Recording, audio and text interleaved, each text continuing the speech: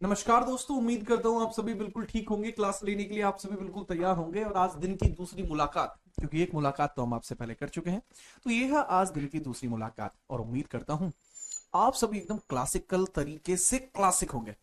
तो ये दिन की दूसरी मुलाकात आप देख रहे हैं, एक नए से डिजाइन के साथ। आपको पता लग रहा है कि अब हम क्या स्टार्ट करने वाले हैं, आधुनिक भारत, जिसमें आप जान पाएंगे भारत के इतिहास को। ठीक है, चलिए क्या लिख रहा है, आप पकड़ो इसे। हाँ, बदमाशी नीली मित्र। ठीक है, चलो चलिए। जैसा आप सभी जानते हैं, यह कोई आम क्लास नहीं है। पूछता है भारत में, मैं जीत राणा स्वागत करता हूं आप सभी का। आर्ट एंड कल्चर पढ़ के मजा आ गया? अरे मजा तो दीवाना ही था। तो भाई जो जो ऐसा बच्चा है जिसने आर्ट एंड कल्चर नहीं पढ़ा था, दोपहर की 2 बजे वाली क्लास में काइंडली जाके पढ़ लेना। और बहुत ही बड़े लेवल पर किया है भाई, ठीक है, बहुत बड़े लेवल पर। अब ये मान लीजिए कि वो आर्ट एंड कल्चर होगा कि भाई आप अगर पीएससी के बैच में पढ़ेंगे तो आपको पता लग जाएगी। ठीक है, चलिए। अब मॉडर्न हिस्ट्री की पार्किंग लगाने के लिए मैं आप सभी के साथ तैयार हूं। और याद रखिएगा, आपकी जो रथ है वो अब ऐसे सारथी के हाथ में है कि जो आपको अंधकार से प्रकाश की ओर ले जाएगा, जो कि मैं हूं। निश्चिंत रहिए वत्स। स्टार्ट कर रहे हैं। क्लास के अंदर बात करूं, मोनिका मुदगल, अनुराग ठाकुर, शुभम राजपूत, अनुराधा, गुरप्रीत सिंह, सोनम कुमारी, निभा कुमारी, रितिका, विशाली, विशाल, निधि, प्रतिमा, आकाश, दिशा, दीक्षा, सुजीत, अनुराधा, मुनिंद्र, सलोनी, दिशु, सोनम, दीपिका। बहुत सारे बच्चे आए हैं, आप सभी को देखकर अच्छा लगा।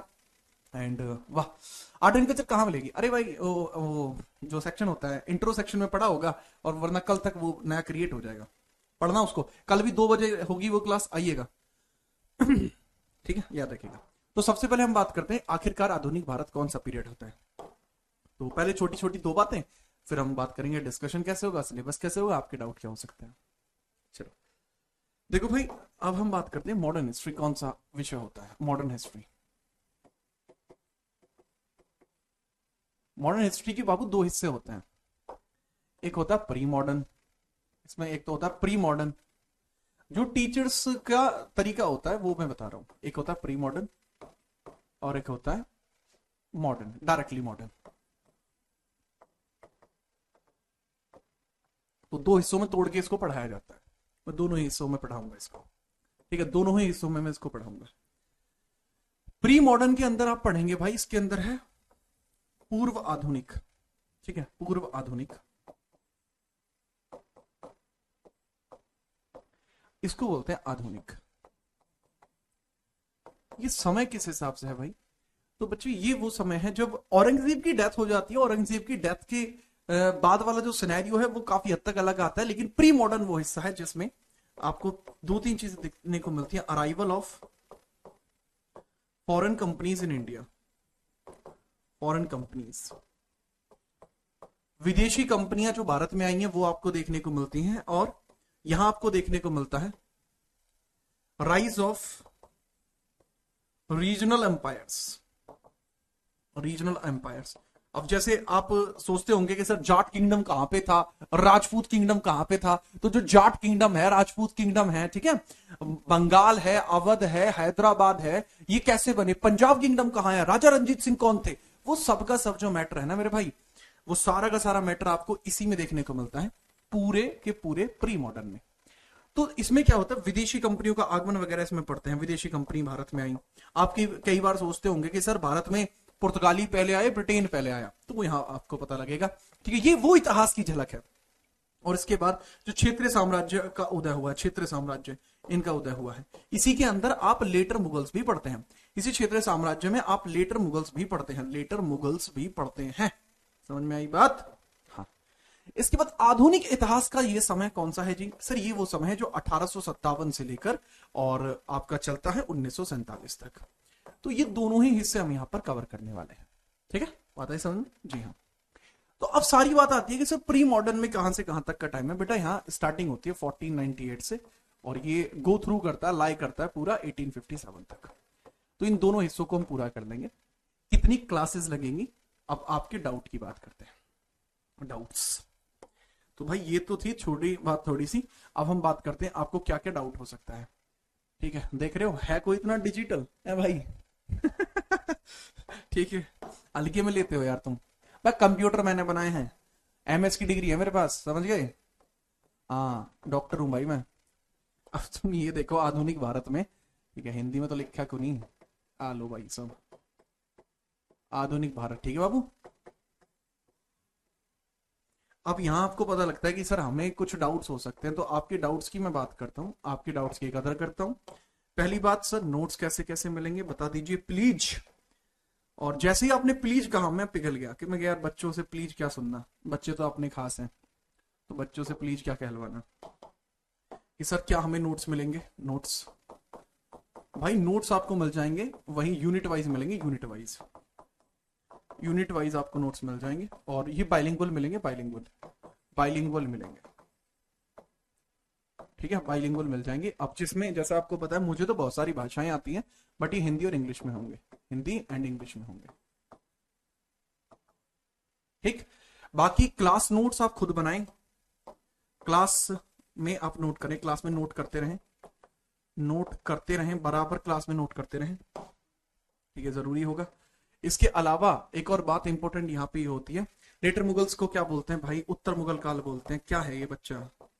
उत्तर मुगल काल बोलते हैं इसको। औरंगजेब की डेथ के बाद जो मुगल्स आए थे 1707 से लेके 1857, ये है लेटर मुगल्स। क्लास में नोट्स बनाएं। इसके अलावा आपको हो सकता है कि सर कितनी क्लासेस लगेंगी ये बता दो, कितनी क्लास लगेंगी? मैं एक बार में क्लियर कर देता हूं बेटा, 30 क्लास लगेंगी, 30 अप्रोक्स। अगर आपने समर्थन रखा 30 क्लास है, 35 के 40 आसपास भी कर सकते हैं, ठीक है, 35-40 के आसपास भी चली जाती हैं कई बार। इसके बाद अगर आपको कोई डाउट आता है तो क्या करना है, डाउट अगर आता है तो क्या करना है, आपको पता है कि आप मुझे इंस्टा पे मैसेज कर सकते हैं, वहां आपका डाउट क्लियर हो जाएगा। आप नोट्स भी बनाते हैं तो नोट्स का फोटो भी आप मुझे वहां दिखा सकते हैं। इंस्टा की आईडी जीतराना.77 है, ठीक है बाबू। इसके अलावा लास्ट की 5 मिनट जो होंगे, लास्ट 5 मिनट्स, वो इसीलिए काम करेंगी कि मैं आपके डाउट्स पर बात कर सकूं। प्लस बात ये होगी, ये कंप्लीट थ्योरी बैच होगा जिसमें मैं कंप्लीट थ्योरी आपको कराऊंगा, कंप्लीट थ्योरी मैं आपको कराऊंगा। बात आती है कि सर इसमें कितना सिलेबस जो है वो कवर होगा, सिलेबस किस लेवल पे कवर होगा या किस एग्जाम के लिए जरूरी है। बेटा आप सभी जानते हो, पहली बात तो ये कि ये बैच जो है दिल्ली पुलिस, आप जानते हैं बात, हाँ। तो भाई ऑब्वियस सी बात है, दिल्ली पुलिस के लिए तो है ही क्लास। इसके अलावा एडिशनल अगर कोई पढ़ना चाहता है तो भाई मैं हम मॉडर्न हिस्ट्री पढ़ाऊंगा, बात खत्म करूं। मैं तुम्हारे लिए इसलिए हिस्ट्री नहीं पढ़ा रहा कि दिल्ली पुलिस के लिए पढ़ा रहा हूं, नहीं, मैं आपको पढ़ा रहा हूं मॉडर्न हिस्ट्री। क्या पढ़ा रहा हूं? Modern history. मुझे मतलब नहीं है आप बाबू इसे दिल्ली पुलिस के लिए पढ़ो, आप इसे CGL के लिए पढ़ो, आप CPO के लिए पढ़ो, आप किसी भी एग्जाम के लिए पढ़ सकते हो, ठीक है, आप किसी भी एग्जाम के लिए पढ़ सकते हैं, जो भी वनडे एग्जामिनेशन होते हैं, सिविल्स को छोड़कर आप किसी के लिए पढ़ सकते हैं। सर आपका व्हाट्सएप चैनल नहीं है बेटा, मैं यहाँ ग्रुप नहीं खेल रहा, मेरी आपसे हाथ जोड़ के विनम्र निवेदन है कि पढ़ लो, ध्यान दे दो, मैं ग्रुप नहीं खेल रहा, समझ में आई बात? मैं कोई वो नहीं कर रहा, क्लास में कोई बदमाशी नहीं होगी, क्योंकि बदमाशी सिर्फ एक जना कर सकता है नहीं? हाँ ठीक है। तो मॉडर्न हिस्ट्री सभी वनडे एग्जाम्स के लिए आप पढ़ सकते हैं, जो भी वनडे एग्जाम होते हैं, और CGL के लिए पढ़ सकते हैं, हाँ बिल्कुल पढ़ सकते हैं, है ना। और इस लेवल का पढ़ना है कि एक बार ही आपको हिस्ट्री पढ़ना, दोबारा आपको हिस्ट्री पढ़ने की जरूरत नहीं पड़ेगी, है ना। हाँ बहुत बढ़िया, आया स्वाद। हाँ जी। अब बात सारी की सारी आती है, सर सिलेबस कौन सा होगा, सिलेबस क्या होगा? सर NTPC, अरे हो जाएगा भाई साहब, रेलवे के लिए पढ़ सकते हो। अब बात आती है सारी कि सर जी इसमें सिलेबस क्या होगा? बेटा ये आपका सिलेबस है, this is syllabus, syllabus by me. अलग अलग किताबों में सिलेबस अलग अलग है। ये जो सिलेबस है ये है modern India by Jeet Rana, modern India by Jeet Rana, ये अलग ही सिलेबस चलता है इनका। जीत राणा जो है एक अच्छे आदमी है, आप मान के चलना, यकीन मानना कि बहुत ही क्लासिक आदमी है, अगर आप जानते हो तो, ठीक है ठीक है। तो ये आपका सिलेबस है, दोनों भाषाओं में लिखा है, भारत में विदेशी कंपनियों का आगमन। तो इसके अंदर ये जो शुरुआती पॉइंट्स हैं, ये आपकी प्री मॉडर्न हिस्ट्री होती है, ये प्री मॉडर्न हिस्ट्री होती है, प्री मॉडर्न, यहाँ प्री मॉडर्न चलती है, और इसके बाद का जो पोर्शन है वो वाला चलता है 1857 के बाद वाला, ठीक है। चलिए सर, क्या जम्मू कश्मीर का सब इंस्पेक्टर बन जाएगा? बेटा जम्मू कश्मीर अमेरिका पुलिस, ठीक है, अमेरिका पुलिस के लिए पढ़ सकते हो, आप इसे युगांडा पुलिस के लिए पढ़ सकते हो, टेंशन मत लो ये क्या बात करते हैं यार, ये क्या कहूं, बम पुलिस के लिए पढ़ सकते हो इसे, ठीक है। एक बार देख लो सिलेबस, फिर हम आगे बढ़ रहे हैं।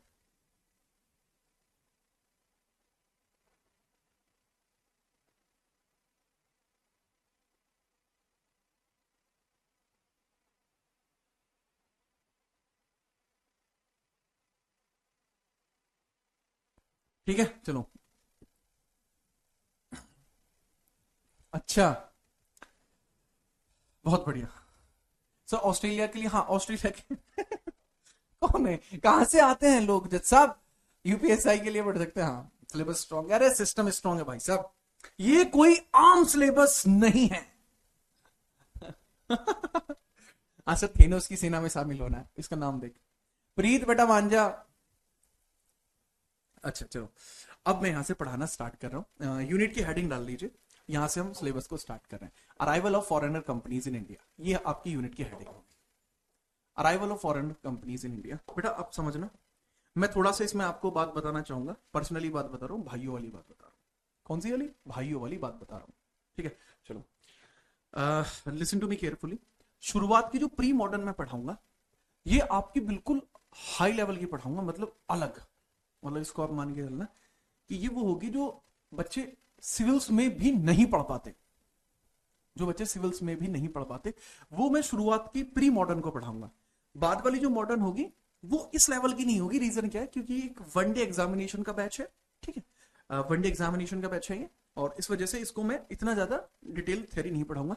लेकिन शुरुआत में आप कोऑर्डिनेट करना, शुरुआत में थोड़ा डेप्थ के साथ चलेंगे, बाद में चल के डेप्थ को थोड़ा सा यूटिलाइज करके आपके अकॉर्डिंग कर देंगे। लेकिन शुरुआत में मैं चाहता हूं कि आप वास्तविकता में समझो कि आखिरकार अब तक आपने जो हिस्ट्री पढ़ी है क्या पढ़ी है, और अब देखो तुम क्या पढ़ने वाले हो। ठीक है बेटा यादव, टेंशन मत लो, निश्चिंत रहिए, आगे बढ़िए, बात खत्म करो, ध्यान देते हैं। ठीक है चलो, क्या मैं स्टार्ट कर सकता हूं बाबू? हाँ, तो हेडिंग आपकी होनी चाहिए भारत में विदेशी कंपनियों का आगमन। ठीक है, भारत में विदेशी कंपनियों का आगमन। ठीक है, अब यहां पे आप पहली हेडिंग इसमें लिखेंगे कि इसके भारत में, जैसे मैं हेडिंग लिख रहा हूं ऐसे ही लिखनी है नोटबुक में, जैसे हेडिंग लिख रहा हूं ऐसे लिखनी है। भारत में आधुनिक इतिहास की शुरुआत, आधुनिक इतिहास की शुरुआत, दोनों भाषाओं में लिखूंगा, टेंशन मत लो। आधुनिक इतिहास की शुरुआत, की शुरुआत, भारत में आधुनिक इतिहास की शुरुआत विदेशी कंपनियों के आगमन से होती है, विदेशी कंपनियों के आगमन से होती है, कंपनियों के आगमन से होती है, आगमन से होती है, आगमन से होती है। ठीक है, अराइवल ऑफ मॉडर्न इंडिया, या अराइवल या फिर starting of modern history, starting of modern history connected to arrival of foreign companies,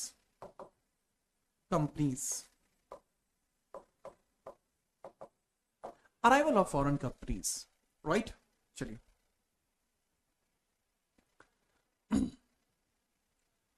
बेटा खुशी या बाकी बच्चे ध्यान दें। एक बच्चा कह रहा है सर कृपया कम लेवल का पढ़ाएं। बेटा जीत राणा और कम लेवल, इनका कोई संबंध ही नहीं है। ठीक है, लेवल हमारा पहले से अलग है, रहेगा, और आप लोगों का समर्थन रहेगा तो देश का हर एक बच्चा एक दिन वो इतिहास पढ़ पाएगा जिसकी उसको जरूरत है। ठीक है, चलिए आगे बढ़िए। तो ये चीज मैंने आपको क्लियर करके बताई। ठीक है सर, भारत को आधुनिक इतिहास की शुरुआत, या भारत में आधुनिक इतिहास की शुरुआत विदेशी कंपनियों के आगमन से होती है। लेकिन बड़ी बात होती है कि भारत में विदेशी कंपनियां क्यों आई, भारत में विदेशी कंपनियां क्यों आई। अगला कारण यह है कि भारत में विदेशी कंपनियां क्यों आई, विदेशी कंपनियां क्यों आई, कंपनियां क्यों आई, क्यों आई, एक सवाल है भाई। ऑब्वियसली बात है, मैं एक बात बता रहा हूं कि भाई जब भारत में आधुनिक इतिहास की शुरुआत ही तब होगी जब विदेशी कंपनियां आएंगी। बट एक लॉजिकल सा सवाल आपके दिमाग में आ सकता है, एक दिमाग में आ सकता है कि सर क्यों आई विदेशी कंपनी भारत में? अरे क्या जरूरत पड़ रही थी इनको, अपने घर आ रहती है, खामोगा इनकी मम्मी भी कहती होंगी कि भाई क्यों जा रहे हो बाहर। भाई नहीं, दिक्कत क्या थी वो बताना था, है ना। तो बात है इसमें रीजन पूछा होता है, what was the reason, what was the reason of arrival, reason of arrival, reason of arrival. तो भाई मैं अब 11वीं और 12वीं सेंचुरी की बात कर रहा हूं, ठीक है, चलिए। बेटा मैं, एक बच्चा कह रहा है सर मैं गांव से हूं, मुझे कुछ समझ में नहीं आता। बेटा आप गांव से हो, मैं अभी भी गांव से हूं और मैं पैदा भी गांव में हुआ हूं, कंप्लीटली बॉयज स्कूल से पढ़ा हुआ चीता, एकदम गांव से। आप निश्चिंत रहिए, मैं ऐसे ही हूं, ठीक है। बेटा ध्यान दे लो राधिका यहां। What was the reason of arrival, तो अराइवल का रीजन बात करते हैं। अब कमेंट नहीं ली जाएंगे, अब सारा ध्यान यहां रखो। तो मैं बात कर रहा हूं 12th एंड 13th सेंचुरी में, 12वीं और 13वीं शताब्दी में, शताब्दी के बाद से, शताब्दी के बाद से भारत विदेशी व्यापार की रीढ़ के तौर पर उभरा। इससे भारत वैश्विक स्तर पर, या वैश्विक स्तर पर सर्वाधिक उत्पाद का योगदान करता था, उत्पाद में योगदान करता था, योगदान करता था, योगदान करता था। मतलब कहने की बात यह है कि तकरीबन 50%, यानी पूरी दुनिया में अगर कोई प्रोडक्ट है, तो अगर 10 प्रोडक्ट पूरी दुनिया के कहीं पर पहुंचे तो उसमें 5 प्रोडक्ट किसके थे, इंडिया के थे। बात ही समझ में, अगर पूरी दुनिया में 10 प्रोडक्ट कहीं पर पहुंचे तो 5 प्रोडक्ट किसके थे, इंडिया के थे। तो आप लिख लेना, after 12th and 13th century, after 12th and 13th century, 12th and 13th century, India was leading in global product. India was leading in global products. Global products में इंडिया लीड कर रहा था, ठीक बात है जी। अब इसमें क्या है, भारत से जितना भी सामान होता था, भारत से उत्पादन, या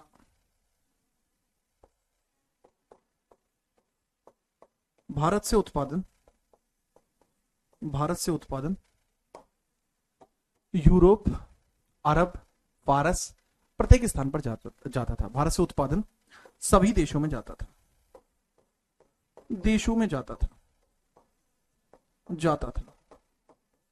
जाता था, विशेषतः अरब,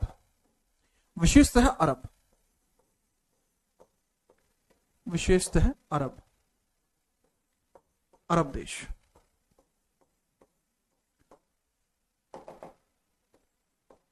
ठीक है, चलो। इंडियन प्रोडक्ट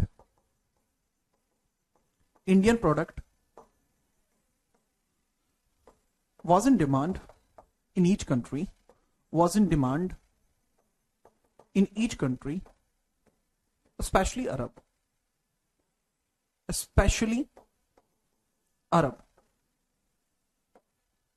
अरब में सबसे ज्यादा जाता था।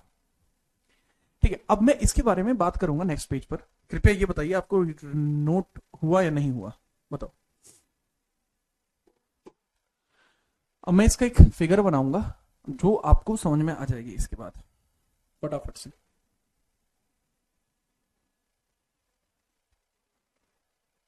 अगर आप रेडी हैं तो मैं बताता हूं फिर।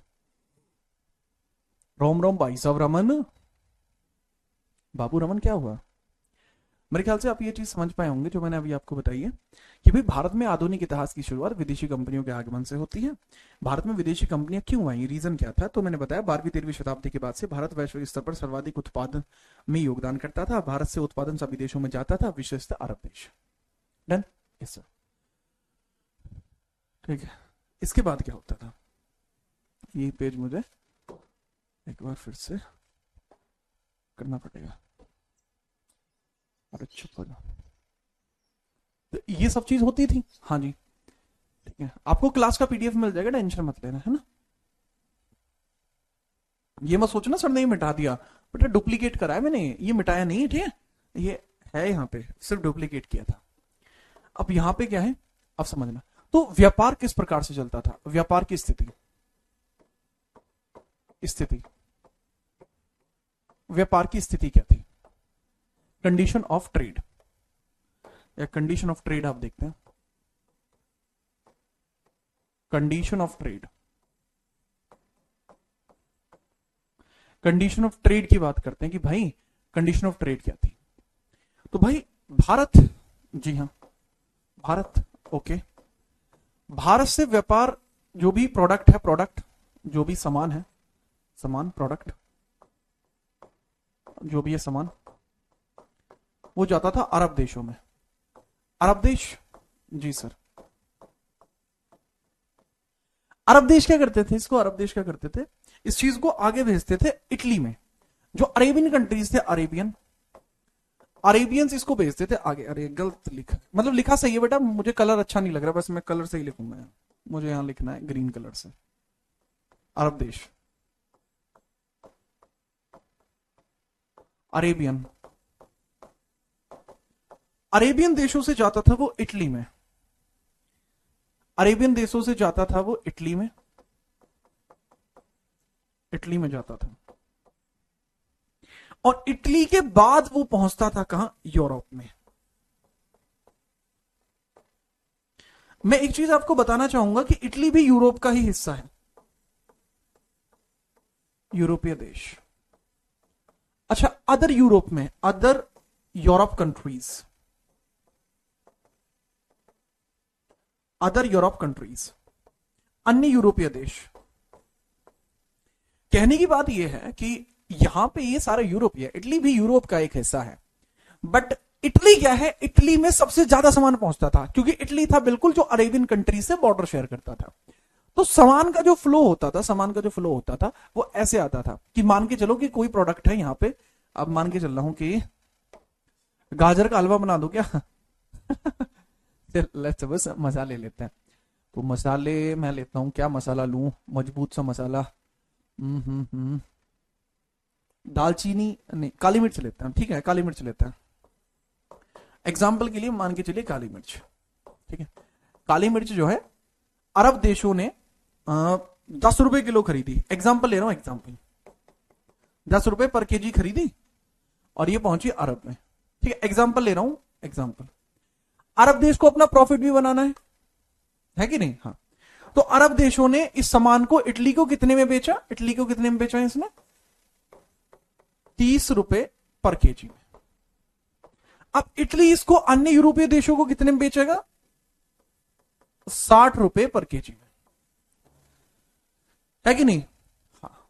अब एक मान के चलो कि अगर कोई यूरोप का अन्य देश सीधा आके यहां पे आके अगर भारत से वो खरीद लेगा तो उसको कितना फायदा हो जाएगा, जहां वो उसको 60 रुपए की मिल रही है, यहां कितने की मिल जाएगी, 10 रुपए की, पर केजी पे 50 रुपए का फायदा है ना, फायदा है नहीं। तो क्या अदर यूरोपीय कंट्री भारत में आना चाहेंगे, नहीं आना चाहेंगे, आप मुझे ये बताओ। क्या नोट करना है, हाँ बेटा ये नोट करना है। तो आप खुद बताओ, क्या ये भारत में आना चाहेंगे, नहीं आना चाहेंगे, बात खत्म करो। मोनिका बेटा मान जा, मान जा, मान जा, ठीक है, ठीक है, चलिए। क्या ये आना चाहेंगे, नहीं आना चाहेंगे। लाल चंदन बेटा तेरे माथे पे लगा दूंगा, लाल चंदन ए बाबू, यहां ध्यान दो, बताओ मुझे, क्या ये अदर कंट्रीज भारत में आना चाहेंगे, यस सर आना चाहेंगे, हाँ सर बिल्कुल आना चाहेंगे भाई। लेकिन एक और मजे की बात, अब यहां पे एक बहुत इंपॉर्टेंट पॉइंट है। अच्छा, ये सिर्फ प्राइसिंग को हटा दे रहा हूं क्योंकि ऐसा एग्जैक्टली प्राइस नहीं रखेंगे, ये खाली एग्जाम्पल के तौर पर था। आप पता लग रही है कि एग्जाम्पल कोई लिख मारा, कहा कि सर चीनी का ट्रेड करते थे, ठीक है, यहां व्यापारिक सामान लिख दे रहा हूं, सामान। अब हुआ क्या, सब कुछ बढ़िया चल रहा था, कोई दिक्कत नहीं आ रही थी कहीं से कहीं तक भी, लेकिन एक दिक्कत हो जाती है। कॉन्टेंस्टिपोल एक जगह है, कॉन्टेंस्टिपोल, इटली, कॉन्टेंस्टिपोल, कॉन्टेंस्टिपोल, कॉन्टेंस्टिपोल,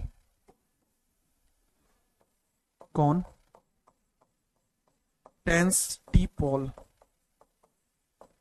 कॉन्टेंस्टिपोल पर कब्जा कर लेती है, पर कब्जा करती है।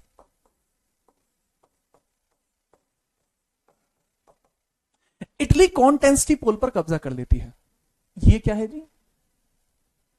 ये क्या है? कॉन्टेंस्टिपोल क्या है? आप क्या लिख दे रहे हो? हम तो डिस्टर्ब हो गए बेटा। दरअसल कॉन्टेंस्टिपोल एक मध्य बिंदु था जहां से व्यापार बाकी अन्य देशों में होता था। ये तो क्या था जी? ये मध्य बिंदु था। ये व्यापारिक रास्ते की मुख्य कड़ी थी, व्यापारिक रास्ते की मुख्य कड़ी, और रास्ते की मुख्य कड़ी,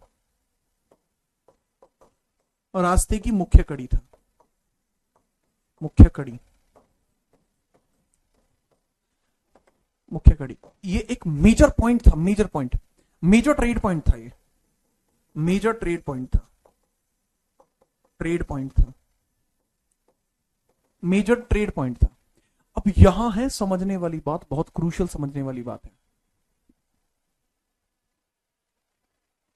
क्रूशियल समझने वाली बात बेटा यह है कि जब कॉन्टेंस्टिपोल पर इटली ने कब्जा कर लिया तो कोई भी यूरोपीय कंपनी या कोई भी यूरोपीय देश यहां से सामान लेने पे राजी नहीं हो पाया। अब मतलब वो चाहे तो अरब से भी सामान नहीं ले सकता। इससे क्या हुआ? ऐसा होने से क्या हुआ? इस कारण, इससे क्या हुआ? इस कारण, इस कारण यूरोप का कोई भी देश, यूरोप के किसी भी देश को, यूरोप के किसी भी देश को, तो व्यापार के लिए इटली पर निर्भर होना पड़ा। इसको व्यापार के लिए इटली पर निर्भर होना पड़ा, इटली पर निर्भर होना पड़ा, इटली पर निर्भर होना पड़ा, इटली पर निर्भर होना पड़ा। तो किस पे निर्भर होना पड़ा? इटली पर निर्भर होना पड़ा। ठीक है, याद रखना। European countries depended on Italy. European companies या यूरोपियन कंट्रीज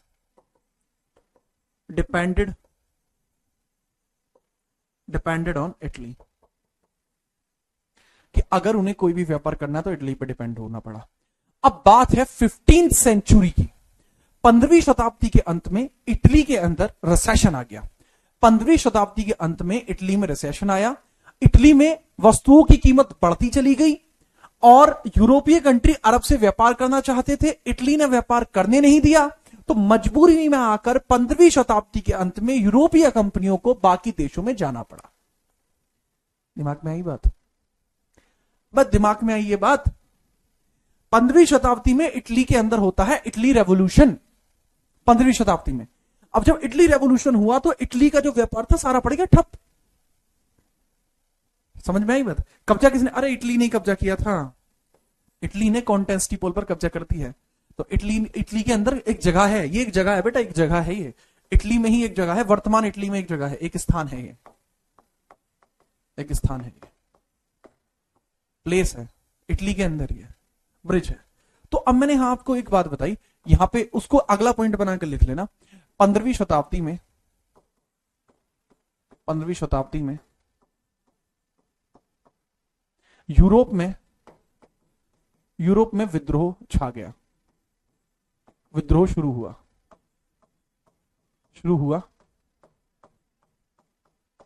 15वीं शताब्दी में यूरोप में विद्रोह शुरू हुआ। देश, ठीक है, सभी देश इटली के अगेंस्ट हो गए। सभी देशों में इटली सर्वाधिक फायदे में थी,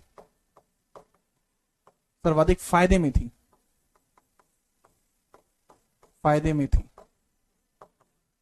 तो अब सब देश भारत से व्यापार करना चाहते थे, इसलिए वो मार्ग की खोज करना चाहते थे। अब इसमें सभी देशों को दिक्कत हुई थी, अब फायदे में थी। अब याद रखना, इस कारण सभी यूरोपीय देश अलग व्यापार करना चाहते थे। सभी यूरोप के देश अलग व्यापार करना चाहते थे, अलग व्यापार करना चाहते थे। तो उन्होंने भारत की खोज शुरू की। तब उन्होंने भारत की खोज शुरू की। तब भारत की खोज शुरू हुई। तब भारत आने की भारत आने की जरूरत पड़ी। भारत आने की जरूरत पड़ी। अरे छोटा छोटा लिखना पड़ेगा। व्यापार करना चाहते थे। तब वे, जी हाँ, तब भारत आने की जरूरत पड़ी। आने की जरूरत पड़ी। तब भारत आने की जरूरत पड़ी। तो मेरे ख्याल से मैं आपको ये कारण स्पष्ट कर चुका हूं कि आखिरकार यूरोपीय देश भारत में क्यों आए। मेरे ख्याल से मैं पूरी तरीके से स्पष्ट हूं इस बात से कि आपको ये बात समझ में आ चुकी है। अगर आपको ये बात समझ में आ चुकी है, मुझे सीधा बता दो, मैं आगे बढ़ता हूं फटाफट से। चलो,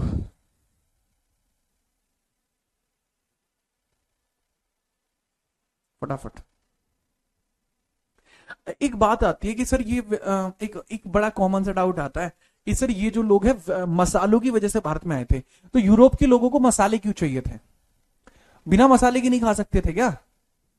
अब खुद सोचो, ठीक है? अब खुद दिमाग लगाओ एक बार कि क्या जरूरत है मसालों की। अबे बिना मसालों के खा लो, है क्या जरूरत है मसालों की? तो बेटा मसालों की नीड समझो। यूरोप में मसालों की जरूरत, ये नोट मत करना, ये पीसीएस के लिए होता है। यूपीएससी में क्वेश्चन आया था, तो आपको ये नोट नहीं करना, ये यूपीएससी का क्वेश्चन है। मैं सिर्फ आपको समझा रहा हूं ताकि आप बाहर जाके मेरी बेइज्जती ना कराएं कि आप किससे पढ़ के आए हो। मेरा नाम खराब होगा नहीं अगर आपको नहीं पता होगा, तो नोट नहीं करना है आपको। तो ये थी कि यूरोप में स्पाइस क्यों चाहिए। Why Europe need spices. Europe need spices. Europe को क्यों चाहिए स्पाइसेस? आप खुद सोच के देखो कि बिना स्पाइस के काम नहीं चला सकते। सर कोल्ड के कारण, ये क्या हुआ? टेस्ट के कारण। बिना युद्ध में टेस्ट देखे जाएंगे हैं? सर उससे पहले मसाले नहीं जानते थे, जानते थे। नोट कर देखो क्या जरूरत थी। दरअसल ये रॉ मीट खाते थे बहुत ज्यादा। यूरोप जो है ना, ये रॉ मीट खाता था, रॉ रॉ फ्लैश खाता था। यानी मीट मीट वगैरह जानते हैं ना आप, नॉन वेज मीट वगैरह खाते हैं, है ना? तो इस फ्लैश को डाइजेस्ट करने के लिए अगर स्पाइसेस होंगे तो वो बहुत अच्छी चीज होगी, ठीक है? इस रॉ मीट को डाइजेस्ट करने के लिए, ठीक है, इसका इंटेक डाइजेस्टिव बनाने के लिए, इसका इंटेक जो है डाइजेस्टिव बनाने के लिए spices was needed. Spices was needed. Spices was needed. इसके लिए स्पाइस की जरूरत पड़ती थी। समझ गए? That was the reason. दूसरा, जो स्पाइसेस होते हैं वो मेडिसिन में यूज होते थे। दूसरा, spices used in medicine. Used in medicine. Example के लिए, जैसे जो टर्मेरिक होता है वो एक एंटीबायोटिक है। जैसे टर्मेरिक है, that is antibiotic. Turmeric antibiotic होता है और एंटीबायोटिक मेडिसिन में भी पड़ता है, ठीक है? याद रखना, बताइए समझ। प्लस ये जो स्पाइसेस वगैरह होते हैं, स्पाइसेस वगैरह होते हैं, ये जैसे जब मौसम ठंडा होता है, ठंडे मौसम में पेय के रूप में भी यूज होते थे, ठीक है? कोल्ड वेदर्स के लिए भी बेहतर होते हैं। कोल्ड वेदर के लिए स्पाइसेस अच्छे होते हैं, ठीक है? याद रखना। तो ये कुछ चीजें इसमें थी जो बड़ी और है, मतलब लिखने के लिए मैं इसको बहुत बड़ा लिख सकता हूं, लेकिन ये एक नॉर्मल सी चीज होगी जो आपको पता होनी चाहिए, है ना? तो ये चीज मैंने आपको बताई। तो ये तो थी भाई बात ऐसे। अब बात होती है कि मैंने अभी आपको जो पढ़ाया है वो क्या आपको समझ में आया है नहीं, ठीक है? अब समझो, मैंने अभी तक जो भी चीज आपको पढ़ाई है मैं इसको एक बार मैप से बताने की कोशिश करता हूं। बात आई समझ? ठीक है सर, मसाला तो मैगी का है। इसका नाम देखिए भाई, रोहित बेटा जहाज बना दूंगा। कह रहा है सर मसाला तो मैगी का है, बाकी सब तो पानी कम चाय है। ये क्या बात हुई? ये यहां ध्यान दो। तो भाई इंडिया है। अब जैसे ये मान के चलो, ये मैप दिख रहा है आपको, दिख रहा होगा, है? ये देखो, ये है अपना इंडिया। चलो मैं, आप जानती हूँ मैं कितना बड़ा आर्टिस्ट हूं। ये ले देख, हटा चल। अबे बन जा यार, बन नहीं रहा आज, मजे नहीं आ रहे थोड़े से।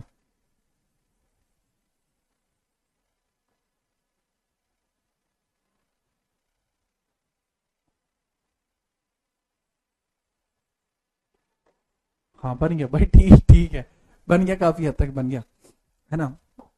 हाँ ठीक है। अब यहां से क्या है, व्यापार जाते थे पहले फारस में जाते थे, फिर ओटोमन साम्राज्य में जाते थे, फिर इटली में प्रवेश करते थे। तो यहां एक पॉइंट है कॉन्टेंस्टिपोल।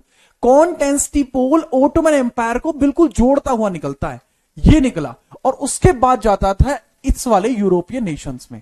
अब यहां से जो एंट्री पॉइंट है, एंट्री पॉइंट है ये वाला। अब यूरोप शुरू होता है यहां से, ये है यूरोप, जो यहां से शुरुआत हो रही है यूरोप की, यहां से शुरुआत हो रही है बाबू यूरोप की, ऐसे, ये दिस इज यूरोप। इस वाला जो हिस्सा है, ये वाला हिस्सा यूरोप है। तो यूरोप में एंट्री है, ये ओटोमन एम्पायर है, ओटोमन एम्पायर है, ओटोमन, ठीक है, ओटोमन एम्पायर है। ओटोमन एम्पायर तुर्क एम्पायर था, एक तुर्क एम्पायर था बेटा, ये बहुत फेमस एम्पायर था, सबसे स्ट्रॉन्गेस्ट एम्पायरों में से एक था ये। समझ गए, समझ गए। तो बस बात ये थी कि ये था कॉन्टेंस्टिपोल। कॉन्टेंस्टिपोल इटली में है, तो इटली ने कर लिया इस पर कब्जा। तो अगर किसी भी यूरोपीय देश को भारत में आना है तो डायरेक्टली तो आ नहीं सकते, क्यों नहीं आ सकते? अब तुम एक बात सोचो, दिमाग लगाओ थोड़ा सा, ये मैं हटा रहा हूं एक बार क्या, ठीक है, अब तुम समझना। अब यहां पे आपको रूट तो दिखाई देगा, मैं आपको रूट भी बना के दिखाता हूं एक बार। अगर किसी को आना है इंडिया में तो एक रूट है, ठीक है, मैं रूट बना रहा हूं, बहुत मजबूत तरीके से रूट बनाऊंगा। यहां से इंडिया में से निकले, ऐसे निकले, और ऐसे करके कॉन्टेंस्टिपोल पे से पार जाना पड़ा, तभी यूरोप में एंट्री हुई, या ऐसे करके ऐसे हुई। अब ये वाला जो एरिया है, ये वाला पर्शियन एम्पायर है, ये पर्शियन एम्पायर है, पर्शियन, ये पर्शियन एम्पायर है, ठीक है। ये ओटोमन एम्पायर है, मैं ओटोमन एम्पायर को बना रहा हूं पीले रंग से, ये ओटोमन एम्पायर हो गया। और नीले रंग से बना रहा हूं मैं किसको, नीले रंग से बना देता हूं मैं इसको, यूरोप को, ये हो गया यूरोप। अब भाई अगर यूरोप को भारत में आना है तो वो कैसे आ सकता है? यहां से तो ये तो आने नहीं देगा। अब मान के चलो किसी यूरोप के देश को आना है इंडिया में, अगर यहां से कोई आएगा तो ये साम्राज्य तो उसे आने नहीं देंगे, क्योंकि तो व्यापार करते हैं। हाँ। चाइना से अबे चाइना से कैसे करते चाचा, बीच में ये नहीं आ रहा है, अबे ये पूरा पीछे तक है यार बाबू,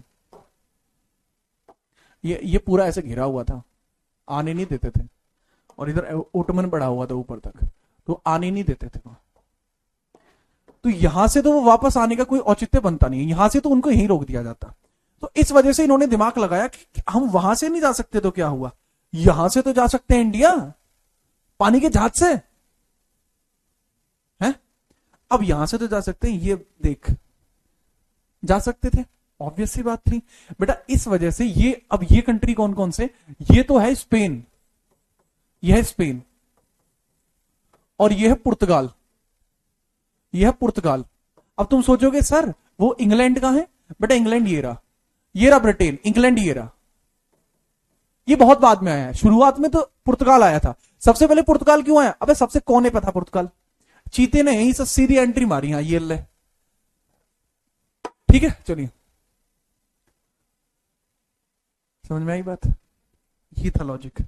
इस वजह से वो इधर से नहीं आ पाए और इसने उन्हें पानी के रास्ते से भारत में आना पड़ा, क्योंकि यहां पर अरब एम्पायर, फारस एम्पायर एंड इटली, वो उसे आगे नहीं बढ़ने दे रहे थे, ठीक है। अब ये नोट नहीं करना है, सिर्फ समझाने के लिए था।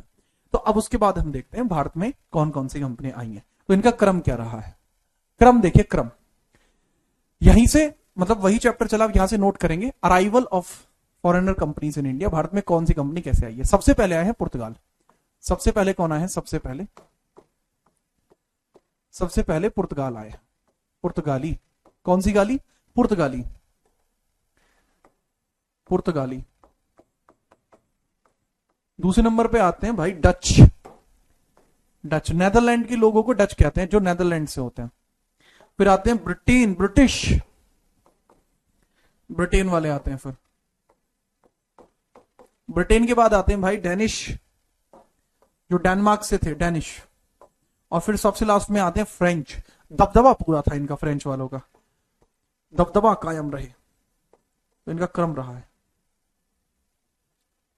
I hope you understand this, ठीक है। अब ये कब कब आए हैं वो बात करता हूं अब मैं, ठीक है। बताइए बताइए, ठीक है। सबसे पहले आते हैं पोर्तुगीज। पोर्तुगीज का भारत में अराइवल कब होता है, कब आए हैं, कब? सर ये आते हैं 1498 में। डचेस जो आते हैं, डचेस, डचेस का समझिएगा सर 1596 में, ठीक है, याद रखना। ब्रिटेन कब आते, ब्रिटिश कब आते हैं? 1599 टू 1600, इस बीच में आते हैं। डेनिश 1616 में आते हैं। Danish 1616, Danish 1616, 1616। फिर आते हैं फ्रेंच 1664, 1664। मैं एक बात और स्पष्ट करना चाहूंगा, मैंने कंपनी नहीं बनाई है इनकी, मैंने इनकी कंपनी नहीं बनाई है, सिर्फ इनका आगमन बताया है। मैंने सिर्फ इनका आगमन बताया है, कंपनी मैंने नहीं बताई है। डिशू, हाँ जी, मैंने सिर्फ आगमन बताया है, आगमन, कि भाई ये आए कब कब है। ठीक है, ये सिर्फ आगमन की बात है, ये सिर्फ अराइवल है इनका, अराइवल, ना कि कंपनी स्टैब्लिशमेंट है, ये आगमन है, ये केवल इनका आगमन है, कंपनी स्टैब्लिशमेंट यहां नहीं हुई है। ठीक है, दैट इज जस्ट अराइवल, जो कि सिर्फ अराइवल है, आगमन है ये खाली। कंपनी की स्थापना बेटा यहां नहीं हुई है, कंपनी की स्थापना बाद में होती है। That is British, that is just arrival, ये केवल एक अराइवल यानी एक आगमन है, कंपनी की स्थापना बाद में होगी। समझ में आई बात? जी हाँ, दिस इज जस्ट अराइवल, ये सिर्फ आगमन है, ये सिर्फ आगमन है, कंपनी की स्थापना बाद में होगी। जैसे जैसे मैं बताता हूं एग्जांपल के लिए, जैसे ये जो फ्रेंच है, फ्रेंच अपनी पहली फैक्ट्री 1668 में लगाएंगे, डेनिश 1620 में लगाएंगे, ब्रिटेन 1611 में लगाएगा, डचेस ये लगाएंगे 5 में, 1605 में इंडिया में आएंगे, पोर्तुगीज ये 1500 में लगाएंगे, 1500 में लगाएंगे। तो इनकी भारत में आगमन अलग डेट पे है, कंपनियों की स्थापना अलग डेट पर है। तो कृपया करके इस मैप को बनाइए कि पहले पोर्तुगीज आए, पोर्तुगीज के बाद डचेस, देन ब्रिटिश, फिर डेनिश, फिर फ्रेंच, उसके बाद हम आगे बढ़ते हैं। और इसमें हेडिंग डालते हैं, पहली जो भी आए हैं तो वो आए हैं पुर्तगाली। तो सबसे पहले पुर्तगालियों को पढ़ना शुरू करते हैं। चैप्टर लिखिए पुर्तगाल, ये लिखना है। जयवीर बेटा आराम से लिख लो, चुप, ठीक है। अब हम पढ़ते हैं पुर्तगालियों के बारे में। पुर्तगाली सही आदमी थे, मजेदार आदमी थे, पुर्तगालियों की बात करते हैं।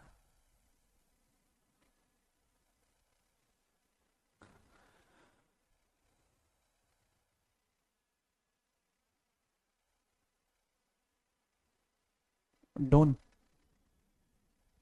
नोट कर लिया? हाँ बिल्कुल। है कौन विघ्न ऐसा जग में, टिक सके वीर नर के मग में। हम ठीक ठोकता है जब नर, पर्वत के जाते पांव उखड़, मानव जब जोर लगाता है, पत्थर पानी बन जाता है। बहुत बढ़िया। अब हम बात करते हैं किसके बारे में? पोर्तुगीज के बारे में। तो पोर्तुगीज में पहली हेडिंग लिखेंगे, पोर्तुगाल का भारत में आगमन है और यह अनसक्सेसफुल अराइवल टू इंडिया। पहले हम भारत में अनसक्सेसफुल अराइवल पढ़ेंगे, अनसक्सेसफुल अराइवल हम पढ़ेंगे। ऐसे लोग जो भारत के लिए पुर्तगाल से निकले पर कभी भारत नहीं आ पाए।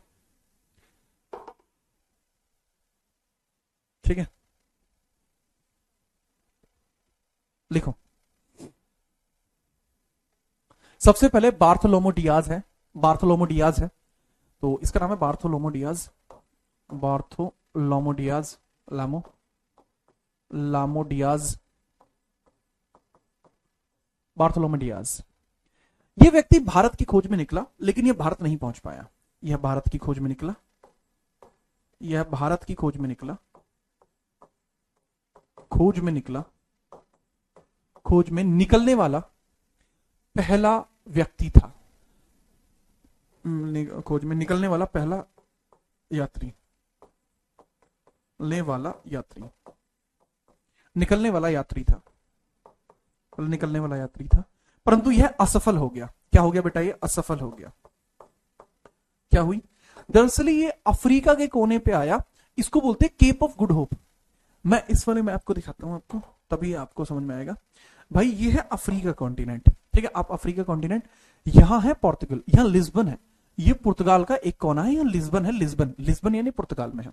तो जब ये भाई चीता यहां से निकला, ऐसे ऐसे ऐसे आया, रियो कॉन्गो पे पहुंचा और यहां पे तूफान आ गया। तो तूफान की वजह से इसका रास्ता जो है खराब हो गया और ये इधर इधर इधर इधर वापस चला गया।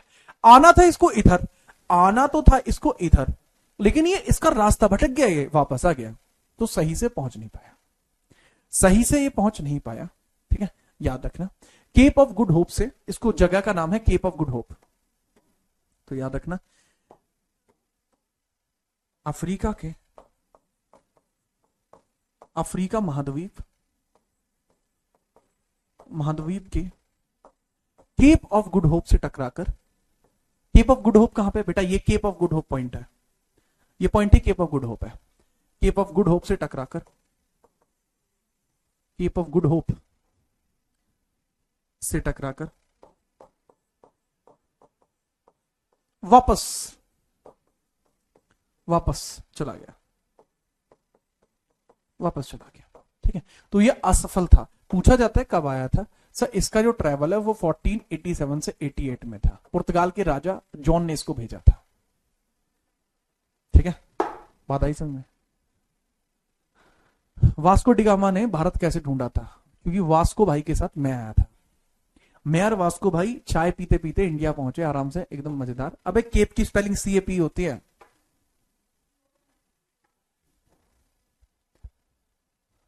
सर पहले मेडाइवल करें या मॉडर्न करें, बेटा आपकी मर्जी है, मॉडर्न करना चाहते हो मॉडर्न कर लो, मेडाइवल करना चाहते हो मेडाइवल कर लो, मेरे हिसाब से तो आप कुछ भी करो। ठीक है, ये होगी पहली अनसक्सेसफुल। अब ये खाली ये मत समझना कि पुर्तगाल प्रयास कर रहा था, स्पेन भी बराबर जोर लगा रहा था। दिक्कत पता क्या है, देखो बात को समझना, ना कि सिर्फ यहां जो दो हिस्से हैं, ये स्पेन है, यहां पे इससे सटा हुआ स्पेन है, इससे सटा हुआ पुर्तगाल है, तो स्पेन भी बराबर जोर काट रहा था कि हम किसी तरीके से पहुंचे हम किसी तरीके से, कहां, इंडिया पहुंचे, ताकि वो जो मसाले हैं वो सस्ते से सस्ते मिल पाए, मजा आ जाए। ठीक है, और उसको बेचें, फिर पैसा आएगा और। ठीक है, तो बार्थोलोमेव डियाज नहीं पहुंच पाया, अनसक्सेसफुल रह गया। इसके बाद अगला आदमी, ये गलत लिखा हुआ है, यहां पुर्तगाल का नहीं है भाई, ठीक है, ये स्पेन का था, क्रिस्टोफर कोलंबस, ये था स्पेन का। क्रिस्टोफर कोलंबस कहां का था भाई, स्पेन का था, स्पेन, स्पेन से निकलता है शेर। ठीक है, अब इसको समझना, जो क्रिस्टोफर कोलंबस था वो भी भारत की खोज में निकला था, क्रिस्टोफर कोलंबस भी भारत की खोज में निकला था 1492 में। ठीक है, चलिए तो लिखना क्रिस्टोफर कोलंबस, क्रिस्टोफर कोलंबस, बहुत तगड़ी राइटिंग है मेरी, कभी तुम हल्के में लेते हो। क्रिस्टोफर कोलंबस,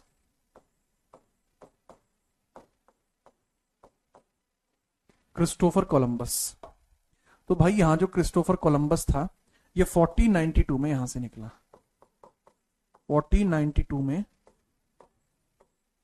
1492 में कहां से, स्पेन से निकला, स्पेन से भारत की ओर रवाना,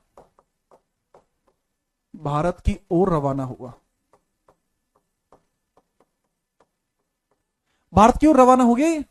ठीक है, यह खाना लिख रहा है तो मैं इधर लिख लेता हूं, भारत की ओर रवाना हो गया, रवाना हुआ या निकला, या निकला लिख दो, खाने जैसा लिख रहा है मुझे, भारत की ओर निकला। तो मैंने क्या बताया, 1492 में स्पेन से भारत की ओर निकला, 1492 की बात है। अच्छे तरीके से इसने कहा कि हाँ भाई निकलूंगा, लेकिन ये केप कैनरी से टकरा जाता है। केप कैनरी कहां पे है, अगर यहां दिख रहा है क्या, केप कैनरी का हिस्सा दिख रहा है क्या, केप कैनरी नहीं दिख रहा भाई, यहाँ केप कैनरी दिख नहीं रहा, लेकिन मैं बताता हूँ केप कैनरी, हाँ दिख रहा है, ये बेटा ये कैनरी आइसलैंड है, इस वाले फिगर में दिख जाएगा आपको केप कैनरी। ये वाली जो फिगर है इसमें आपको मैं जूम करके दिखाता हूँ, केप कैनरी एक जगह है यहाँ पे। अगर किसी को ये छोटे छोटे बिंदु दिख रहे हो तो देखो कैमरे में जाके, दिख रहे हैं आपको, ये बिंदु दिख रहा है, ये केप कैनरी है, ये जो जगह है दैट इज केप कैनरी, ये है केप कैनरी, केप कैनरी, ये है केप कैनरी। तो केप कैनरी यहां पर टकरा जाता है। तो ये क्रिस्टोफर कोलंबस जब निकला तो केप कैनरी से टकराकर अमेरिका की ओर मुड़ गया, केप कैनरी से टकराकर कैनरी से टकराकर अमेरिका की ओर मुड़ गया, अमेरिका की ओर मुड़ गया, अमेरिका की ओर मुड़ा, की ओर मुड़ा, मुड़ा, मुड़ा, किसकी ओर मुड़ गया? केप कैनरी से अमेरिका की ओर मुड़ गया। और जैसे ही अमेरिका की ओर मुड़ता है, ये बहामास द्वीप पर पहुंचा, बहामास द्वीप पर पहुंचा, बहामास द्वीप पर पहुंचा, बहामास द्वीप पर पहुंचा, बहामास द्वीप पर पहुंचा। कौन से द्वीप पर? बहामास द्वीप पर, बहामास आइसलैंड पर पहुंच गया। अब जैसे भाई बहामास आइसलैंड पर पहुंचता है, ये कहता है लो जी इंडिया आ गया, क्योंकि इसको तो पता ही नहीं था कि मैं कहां पहुंच गया हूं। लेकिन ये पहुंच जाता है कहां? ये पहुंच जाता है अपना जो जगह थी अपनी, ये बहामास आइसलैंड, बहामास आइसलैंड पर पहुंच जाता है। तो दिक्कत थी, यहां के लोगों को इसने कहा रेड इंडियन। इसने पता क्या कहा कि ये जो लोग हैं थोड़े थोड़े काले हैं मतलब लाल हो रखे हैं, तो इनका नाम आज से इंडियन है, क्योंकि मैं इंडिया की खोज में निकला हूं। इसको ऐसा लग रहा है कि ये इंडिया पहुंच गया, इंडिया नहीं पहुंचा था। यहां के लोगों को इसने रेड इंडियन कहा और इसको न्यू वर्ल्ड कहा। यहां के लोगों को रेड इंडियन कहा, यहां के लोगों को रेड इंडियन कहा और रेड इंडियन कहा। यहां के लोगों को इसने कहा रेड इंडियन कहा, यहां के लोगों को इसने रेड इंडियन कहा। He said them red Indian, और इसको कहा जाता है discovery of new India, discovery of new world. यह खोज नई दुनिया की खोज कहलाती है, यह खोज नई दुनिया की खोज कहलाती है, नई दुनिया की खोज कहलाती है, नई दुनिया की खोज कहलाती है, खोज कहलाती है। इसको हम क्या बोलते हैं? Discovery of new world. इसको बोला जाता है बाबू discovery of new world, discovery of new world. हर कोई इसको यही कहता है कि नई दुनिया की खोज, क्योंकि पहली बार इसको लोग मिले थे, यात्रा में पहली बार किसी को लोग मिले। ठीक है, चलो बस बात यही है कि पहली बार इसको लोग मिले हैं। ठीक है, याद रखना। फैजान मेरे बच्चे, आपको पढ़ने से मतलब है, क्या कर रहे हो तुम्हें? फैजान सर गूगल मैप क्यों नहीं यूज करा? तिशु उस पर तुम्हारे जितना दिमाग नहीं था ना, तुम्हारे जितना दिमाग होता तो सिस्टम फाड़ देता भाई। कह रहा है गूगल मैप यूज क्यों नहीं करा? अद्भुत इसके जहाज का नाम पूछ लेते हैं। क्रिस्टोफर कोलंबस के जहाज का नाम क्या था? क्रिस्टोफर कोलंबस के जहाज का नाम क्या था वो समझिए। ठीक है, जहाज का नाम क्या था वो समझिए। इसके जहाज का नाम था सेंटा मारिया। इसकी शिप का नाम क्या था बाबू? Santa Maria, Santa Maria. क्या नाम था बाबू इसके जहाज का? Santa Maria. ठीक है, समझ में आई बात? बहुत बढ़िया। अब इसके बाद हम आगे बढ़ेंगे। अब तक तो हमने पढ़ा अनसक्सेसफुल अराइवल टू इंडिया, और बेटे पोर्तुगल का नहीं है, ये आदमी स्पेन का था। ठीक है, इसके बाद हम पढ़ेंगे भारत में सफल arrival, successful arrival to India. कल का टॉपिक हमारा होगा successful arrival to India, Bharat में सफल आगमन। और ये कौन है भाई? ये चीता वास्को डी गामा। भाई वास्को है, वास्को डी गामा। कल हम पढ़ेंगे वास्को डी गामा के बारे में, कैसे वास्को डी गामा भारत आ पाया, कैसे जमोरिन भाई ने इसका स्वागत किया। जम्मू भाई अपने ये खास आदमी है जमोरिन भाई, आपको दिख रहे होंगे जमोरिन भाई, देख रहे हो ना? जमोरिन के पैरों में बैठे ये, ठीक है ठीक है। तो अगली क्लास में हम इसके बारे में पढ़ेंगे। टॉर्टलिस तो आपको पढ़ने की जरूरत नहीं है, टॉर्टलिस क्यों ही पढ़ोगे?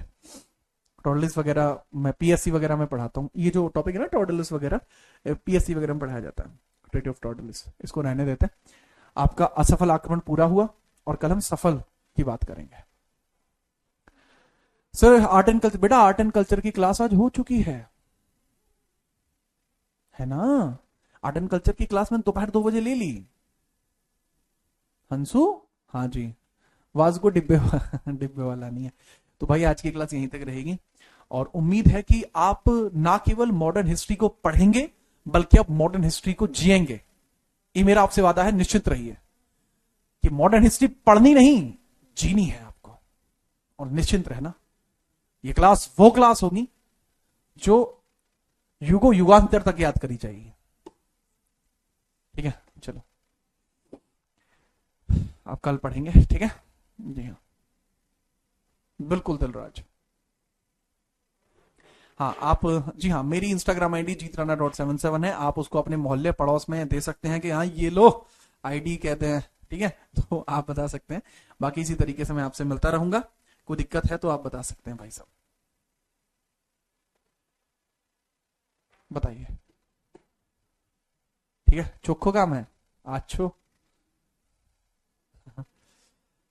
ओके, बिल्कुल भाई। ओके, तो भाई बहुत अच्छे से पढ़िए और मिलते रहेंगे इसी तरीके से, ठीक है। चलिए कल मिलते हैं। जय हिंद, वंदे मातरम।